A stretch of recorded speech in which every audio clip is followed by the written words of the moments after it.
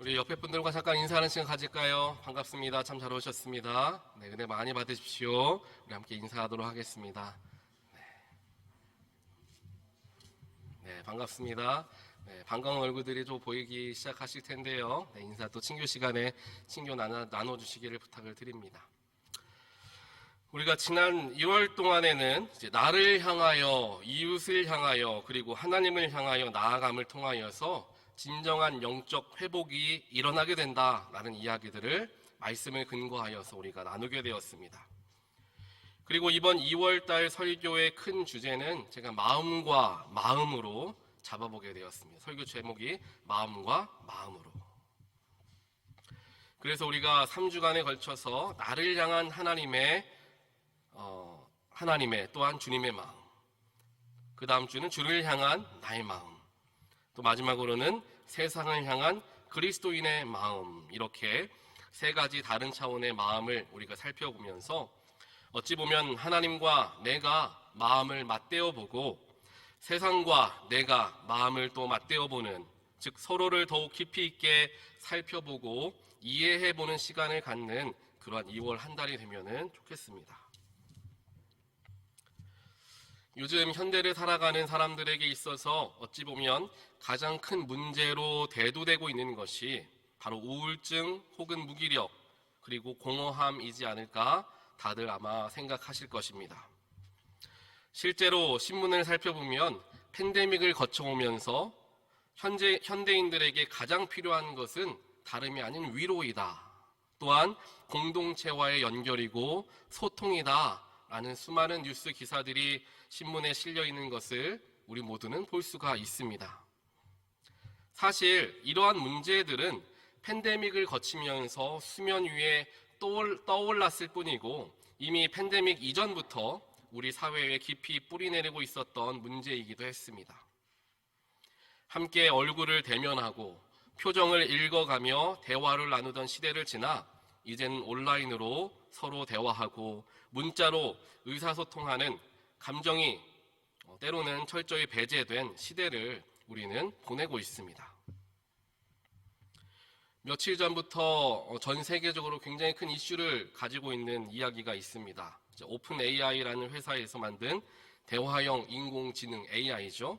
챗봇인 챗 GPT라는 프로그램이 굉장한 이슈를 일으키고 있습니다.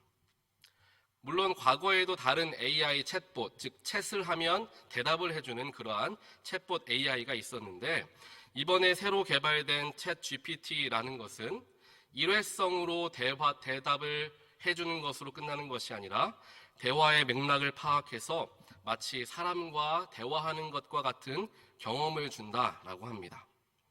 그래서 심지어는 대학생들이 에세이를 쓰거나 혹은 컴퓨터 코드를 짜고 심지어는 창의적인 아이디어까지 얻을 수 있는 그 프로그램이 바로 이 AI 챗 GPT라는 프로그램이라는 것이죠. 그래서 저도 이 뉴스 기사를 보고 궁금하여서 여기에 가입을 해서 한번 살펴보게 되었습니다. 여러 가지 질문들이 있는데 그 중에 예시가 하나가 뭐가 있었냐면은 어떤 사람의 파티에 가는데 어떤 선물을 가져가면 좋을까라고 물어보면 그 사람에게 맞춘 이제 선물들 리스트를 알려준다고 해요. 그래서 제 아내 생일 선물을 고민하면서 아내에게 이제 특정한 연령대의 여성에게 와이프에게 어떠한 선물을 주면 좋을까라고 제가 질문을 했습니다. 그러니까 한 7가지 정도의 리스트를 쭉 뽀해주더라고요. 그래서 제가 제 아내에게 어저께 한번 물어봤습니다. 그 7가지 중에 가장 마음에 드는 게 무엇이냐라고 물어봤더니 한 가지 짚어서 대답을 하더라고요.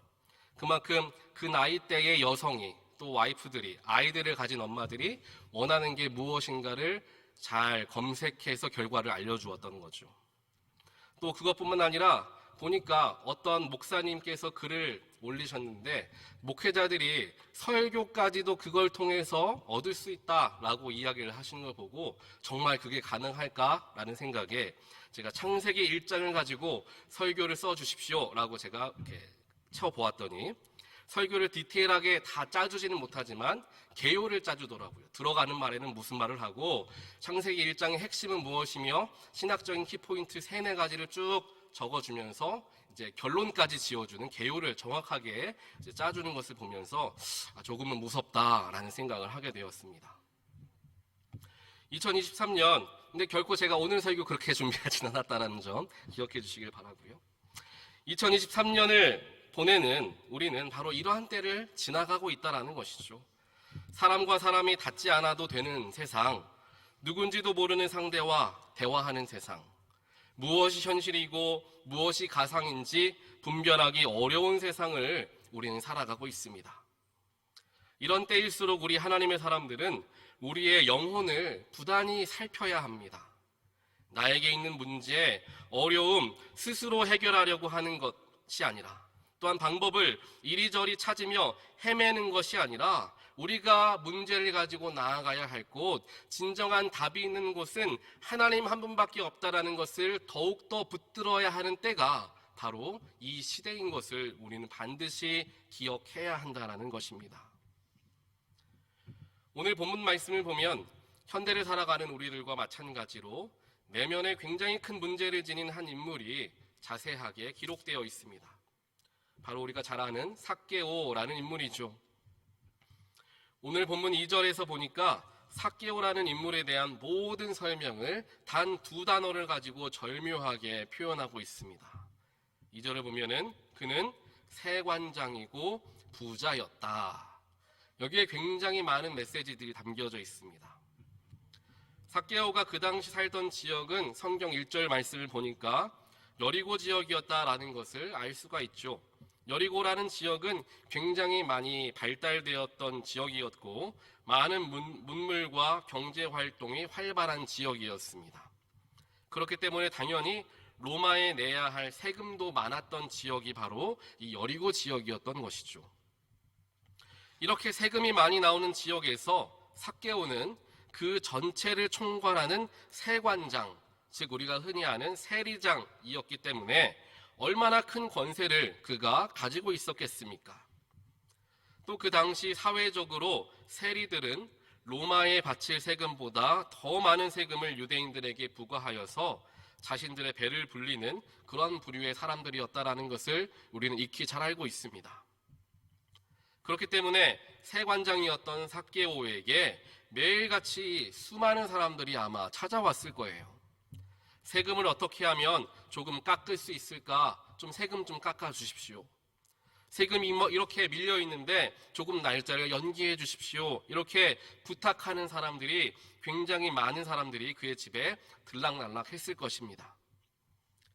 그리고 여러 통로를 통하여서 들어온 부와 그 엄청난 축적된 부를 가지고 어찌 보면 많은 것을 누리고 살아갔을 이 삭개오였을 것입니다. 이렇게 우리가 겉모습만 보게 된다면 삭개오는 많은 권세와 부를 지닌 남부러울 것 없는 삶을 살아가는 인물이었을 것입니다. 그러나 겉으로는 그렇게 보일지 모르지만 삭개오는 속으로 전혀 다른 절망감을 가지고 있었던 인물이었습니다. 왜냐하면 비록 자신의 앞에서는 사람들이 자신의 손을 붙잡아가며 때로는 바짓가랑이 붙잡아가며 사정사정을 하고 있지만 정작 뒤에서는 삭개오를 욕하고 무시하고 그를 조롱한다라는 사실을 삭개오 역시 너무나 잘 알고 있었기 때문입니다. 그 당시의 세리들은 매국노와 같은 사람들로 취급당했죠. 로마에게 나라를 빼앗겨 압제를 당하는 것만으로도 굉장히 억울한데 동포라고 하는 사람이 같은 민족의 고열을 짜 자신의 배를 불리고 있는 것을 보면서 유대인들이 세리들을 얼마나 미워했겠습니까? 아마 우리나라 대한민국에서 이 삭개오를 비유하자면 마치 일본에게 조국인 조선을 팔아넘긴 을사오적과 같은 정도의 사람이 바로 그 당시 삭개오였을 것입니다. 그렇기에 삭개오는 많은 것을 가지고 있었던 사람이지만 항상 외로웠고 많은 권세를 누리고 있었던 사람이었지만 삶에 회의를 느끼고 있었던 아무런 소망과 아무런 희망을 가지지 못한 채 하루하루를 살아가고 있었던 인물이 바로 삭개오였던 것이죠. 그러던 중에 예수라는 분이 자신이 사는 여리고성 앞을 지나간다라는 이야기를 듣게 됐습니다. 삭개오는 아마 평소에도 이 예수라는 분을 굉장히 주목해 왔던 것 같습니다. 예수라는 분은 하나님의 아들이고 메시아로서 말씀도 가르치시고 기적을 일으키시는 분이신데, 그분은 권세 있는 사람, 자격 있는 사람들에게만 다가가는 것이 아니라 오히려 사람들에게 소외받는 창기들에게, 나병 환자들에게, 죄인들에게 다가가시는 분이다라는 것을 삭개오는 익히 잘 알고 있었던 것입니다. 결국에 세관장이었던 자신도 사람들에게 외면받는 창기나 병자들과 같은 처지라는 것을 스스로 알고 있었기 때문에 자신과 같은 부류의 사람들에게 마음을 더욱 쓰시는 예수님을 꼭 한번 만나보고 싶었던 것입니다. 세관장이라는 자존심도 다 버리고 예수님 얼굴을 한번 보겠다고 삭개오는 나무 위를 부끄럼 없이 올라가서 가장 높은 곳에 다다라 예수님을 물끄러미 바라보았습니다. 물끄러미 예수님을 쳐다보던 바로 그 순간, 마음의 공허함 속에서 소망 없이, 희망 없이 나의 삶이 왜 이런가 좌절하고 낙심하며 마지막 희망으로 예수를 바라보는 그 삭개오의 눈을 우리는 상상해 볼 수 있습니다. 그렇게 힘없이 물끄러미 예수를 바라보던 그 순간, 삭개오와 예수님의 눈이 마주치게 되었습니다.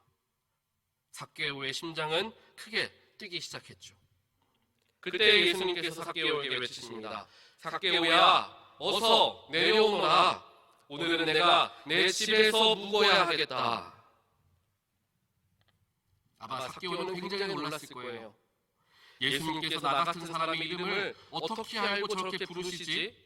게다가 우리 집에 오시겠다고? 부탁할 때 빼고는 아무도 찾아주지 않는 우리 집에 아무런 부탁할 것이 없으신 예수님께서 오신다고?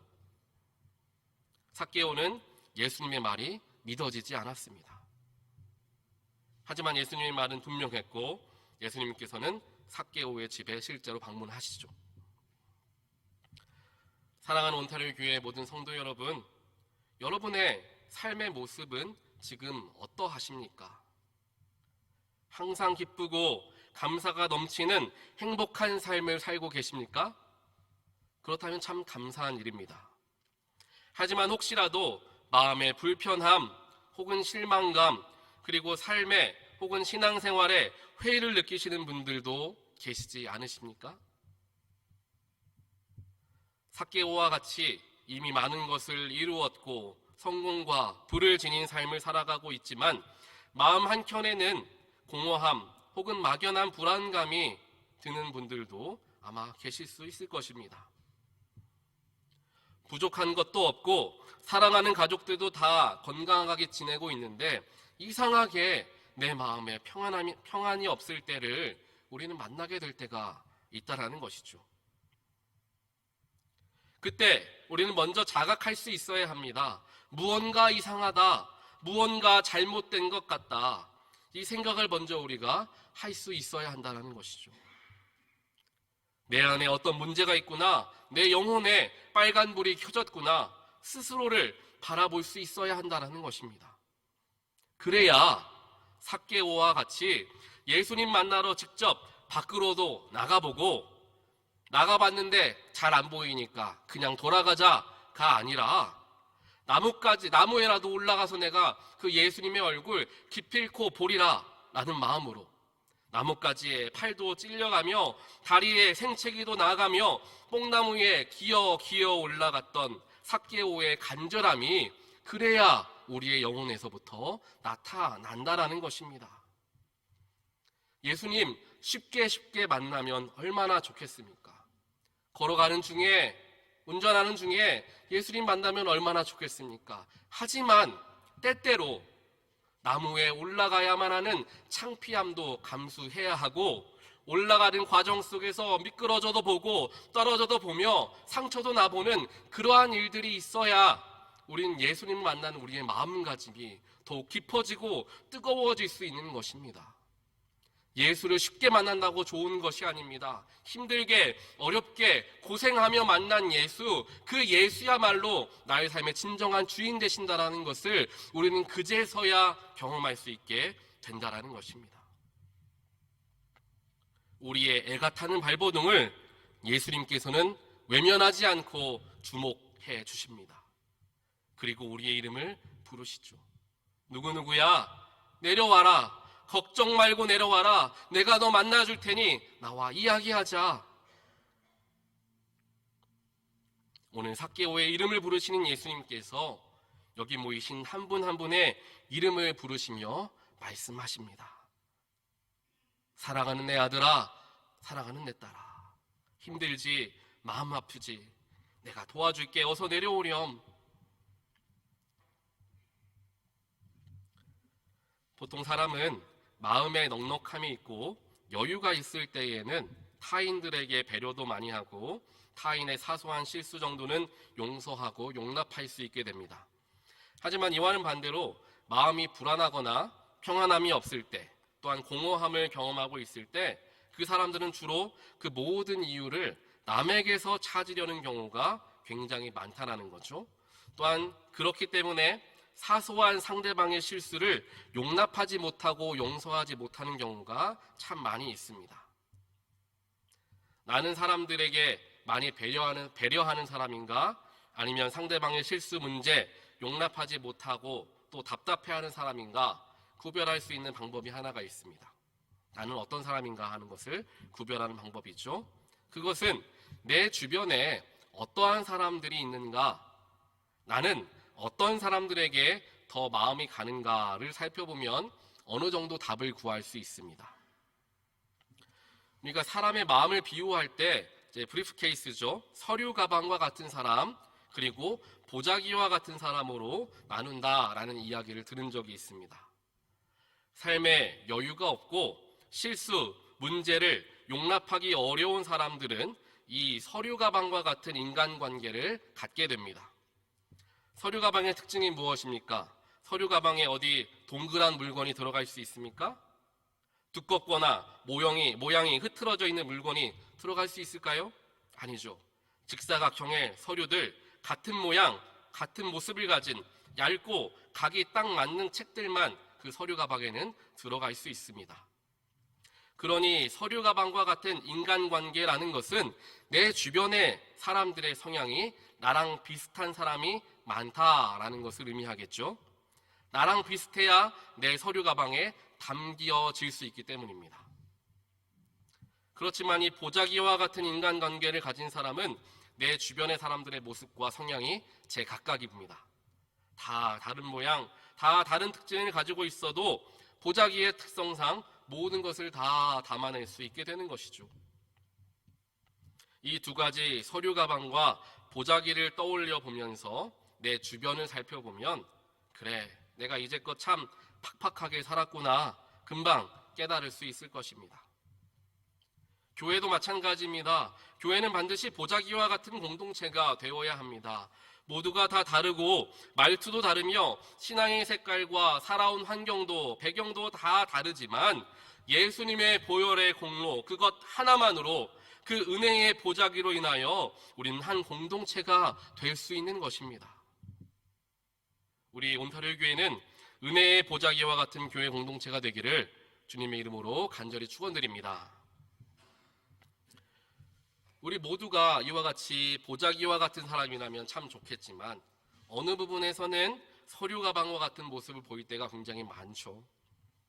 이런 경우 어떤 반응들이 나타나느냐 하면 내 주변의 모든 문제의 원인은 내가 아니라 상황 때문이다, 환경 때문이다 라고 탓을 하기 시작합니다.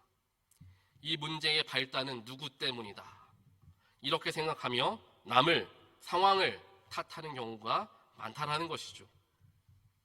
교회에 이런 생각을 가지신 분들이 많다라고 한다면 그 교회에는 아마 분란이 끊이지 않을 것입니다.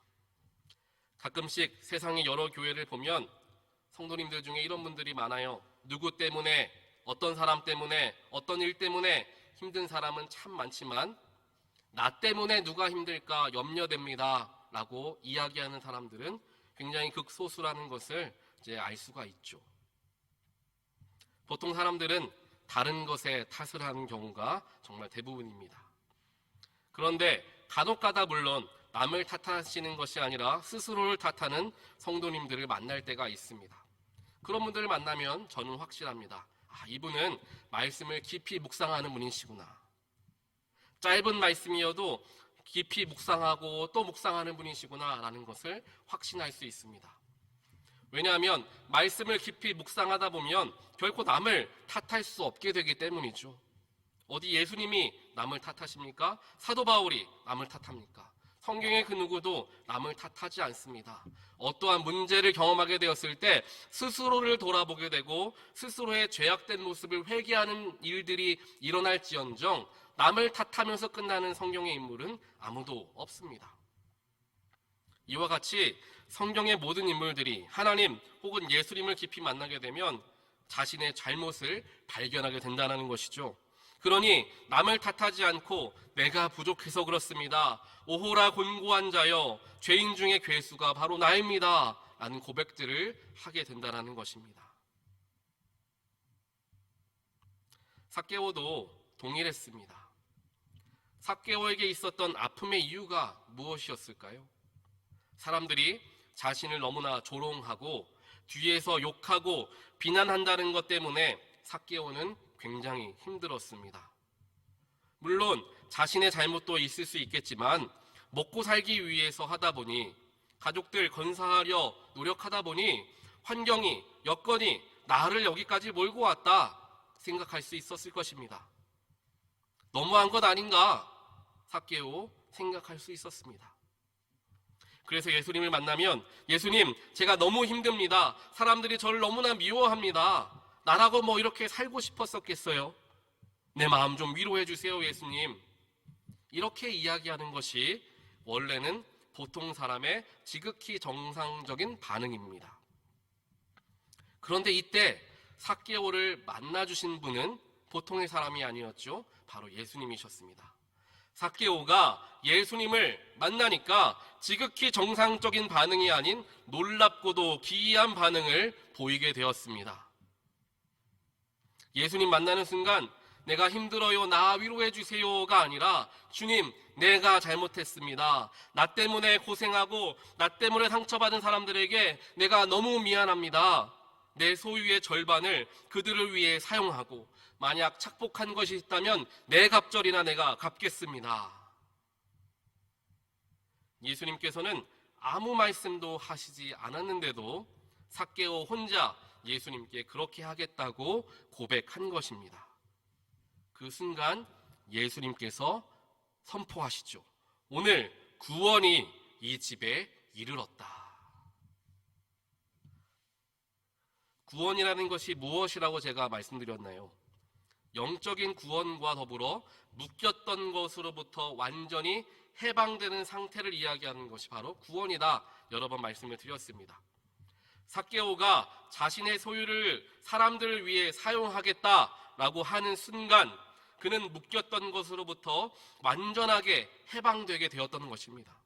그러니 예수님께서 선포하신 것이죠. 구원이 이 집에 이르렀다. 이제까지 삭개오는 착각했습니다.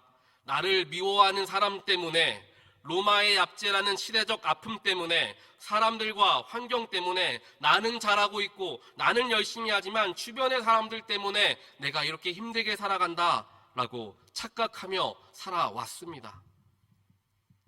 하지만 정작 그를 더욱 힘들게 하고 그의 영혼을 졸라매었던 것은 다름 아닌 자신이었고 자신이 가지고 있던 물질이었다라는 것을 예수님을 만나니까 깨닫게 되었던 것이죠.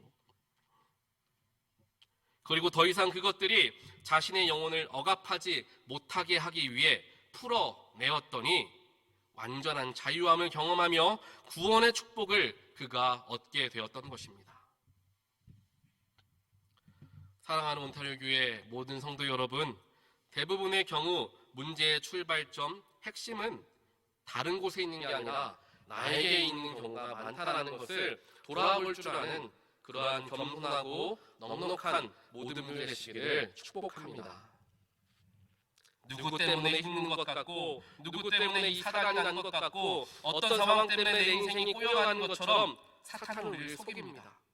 하지만 정작 그 문제의 핵심적 역할을 한 것은 바로 나 자신이었다는 것을 깨달아야 하는데, 이것을 깨달을 수 있는 방법은 단 한 가지밖에 없습니다. 바로 예수 그리스도를 만나는 것 이외에는 깨달을 수가 없는 것이죠. 평생 신앙생활을 하지만 그렇다고 예수님을 항상 우리가 만나며 살아가는 것은 아닐 것입니다. 때로는 시간이 속절없이 흘러간다 여겨지는 때를 경험하기도 합니다. 그렇기 때문에 즉 속절없이 흘러가는 시간에 특정한 의미를 부여하기 위해서 우리에게 필요한 것이 믿음의 공동체, 교회입니다. 시간의 영적 질서를 만든다라고 할 수 있을 것입니다. 그리고 특정한 때가 되면 스스로의 시간을 돌아볼 수 있는 기회가 허락되어지죠. 스스로의 시간을 돌아볼 수 있는 기회가 바로 우리가 말하는 안식일, 주일이 되겠고요. 성경적으로는 안식년과 희년이 됩니다. 이 시간들을 통하여서 우리는 흐트러져 있는 질서의 시간을 다시금 재정비하는 기회로 삼게 됩니다. 예수를 만나는 자리, 하나님의 섭리를 이해하는 자리에 설 때 우리는 비로소 무엇이 질서 있는 것인가, 무엇이 하나님께서 원하시는 것인가를 바로 보게 되고, 그 속에서 나라는 존재를 실제적으로 또 실존적으로 마주하게 되는 것이죠. 그 자리가 바로 주일, 가장 거룩한 시간, 나의 혼돈스러운 마음을 정돈하게 하는 시간, 주일 예배, 교회 공동체의 자리라는 것입니다. 그래서 주일 성수가 너무나 중요합니다. 교회에 나와 직접 예배하고 친교하는 것이 너무나 중요합니다. 또한 오늘같이 성찬이 있는 날에는 성찬을 통해 예수의 십자가 사랑을 경험하게 되니 너무나 의미 있는 자리가 되는 곳이 교회입니다 라고 이야기하는 것입니다. 물론 연약한 사람이 이루고 있는 공동체이기에 서로에게 상처 주는 일도 있고 오해 속에서 불신이 생기는 일도 경험하게 됩니다.